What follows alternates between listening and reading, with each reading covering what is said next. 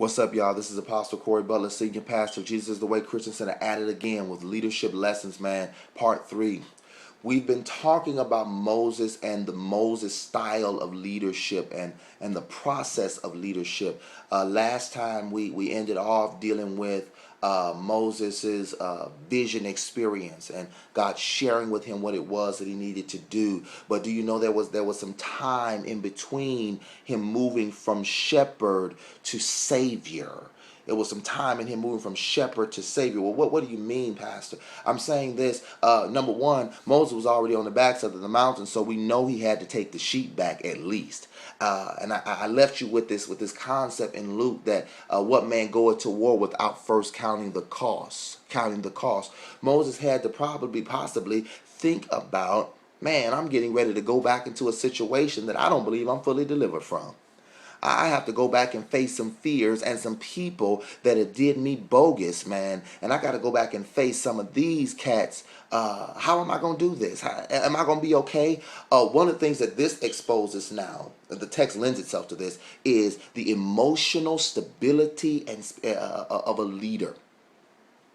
One of the things that we leaders, particularly in the African American persuasion of leadership and in the black church, as it were, we really do not embrace mental health and the care of leadership and their minds and their emotions. Moses was scared. Can you imagine? Dude have to go back to a place where he killed a man, got ran out of the town, and went into the wilderness for 40 years. He had some emotional issues that it took him 40 years to put under the rug. Notice what I said, 40 years to put under the rug. My man did not grieve.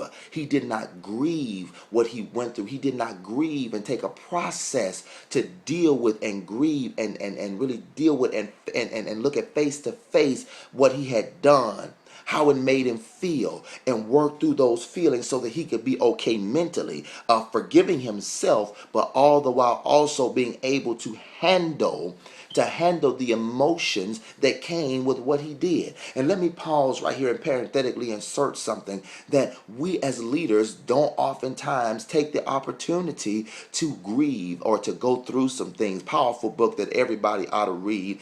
It's called Emotionally Healthy Spirituality by Peter Scarzo. A great book, a great read. Another book, The Grief Recovery Handbook. The Grief Recovery Handbook. Google it, man. You'll find it. It's a great book. It takes you through the process of grief recovery, which means that we go through some changes in our lives as leaders.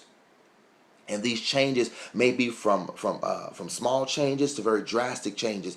But any change in our life causes us to go through a period where we need to readjust emotionally. And if we don't take the time to adjust emotionally, we're gonna just sweep that underneath the rug, and we're gonna have a big pile of crap that we're walking around on a day-to-day basis. And from time to time, if we throw things under there that are biodegradable, guess what's gonna happen? It's gonna stink. So we're going to have this big stink in the middle of our leadership, which is called we're going to have an emotional a mountain of decaying crap. Okay, an emotional mountain of decaying stuff. And so what this means is it's going to begin to stink. And so even though you're a great leader, it's going to stink out of you because of the emotional issues that we have not dealt with. So mental health of leaders is very important, but particularly for me, the mental health of my elders is important. The mental health of my prophets, the prophets that are seated in my house, the mental health of my intercessors, because these three areas of leadership involve a lot of warfare and mental warfare at that. And so we don't oftentimes take time to deal with the stuff outside of the deliverance process, having the devil cast out, but basing this premise of emotional freedom and inner healing in Psalms 23. He restores the soul. He restores the soul, putting it back into the place and the perspective and the pristine condition that God originally intended for it. So we're going in and we're restoring some things. We're dealing with the 5 divisions of the soul: the mind, the intellect, the imagination, the emotions, and the will. We're dealing with those things. We're dealing and cleaning up in there. We're healing those parts so that they can be healthy. We don't just want to heal our physical bodies. We want to heal the parts of our soul so that they can be healthy. A healthy soul makes a healthy leader. Remember that. A healthy soul makes a healthy leader. John said it best. He said, I wish above all things that you would prosper and be in good health, even as your soul prospers. So you're not going to, your health, natural health is predicated upon the prosperity or the success or the moving forward of your soul. So your soul is dirty. It's going to, and nasty and sick. It's going to reflect in your physical body, in your physical health. You're going to be tired. So we need to learn how to grieve through or work through or deal with the emotional things that we got to deal with in leadership. Moses, before he could really take on this journey to Egypt, he had to have somebody come alongside and help him with his weaknesses. That was Aaron. God will always partner you with somebody. He will always give you somebody that's your Aaron, that's able to staff your weakness, that's there for your areas of weakness. He will always give you a partner in ministry. David and Jonathan, Moses and Joshua, Elijah and Elisha. Do you see what I'm saying?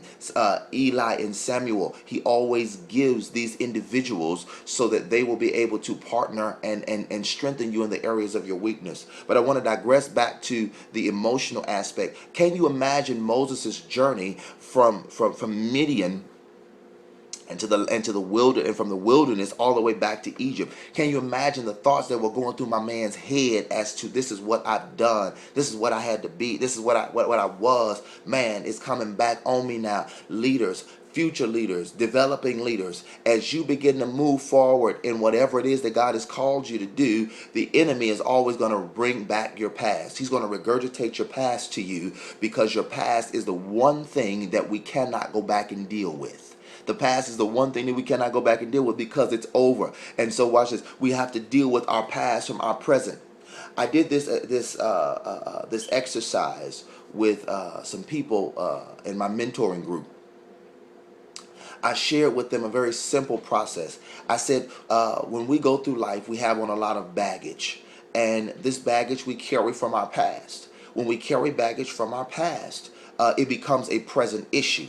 And so I have to be willing to go through this process now of taking off the bags, resolving the issue, and making my issue, watch this, a memory. Anything that's an issue presently affects you. Anything that's a memory, I can look back and say, I've been through. Let me say that again. Anything that's an issue presently affects me. But anything that's a memory, watch this, I can look back and say, I've been through that. Anything that's a memory can no longer hurt you, because a memory says, I've been through it. I look back at it at my own leisure, glean from it what I need to glean from it, but then leave it in the past. An issue says, I go in the bag, get what I need to get, put it back, but the bag is still right here, still constantly affecting and afflicting me and messing me up.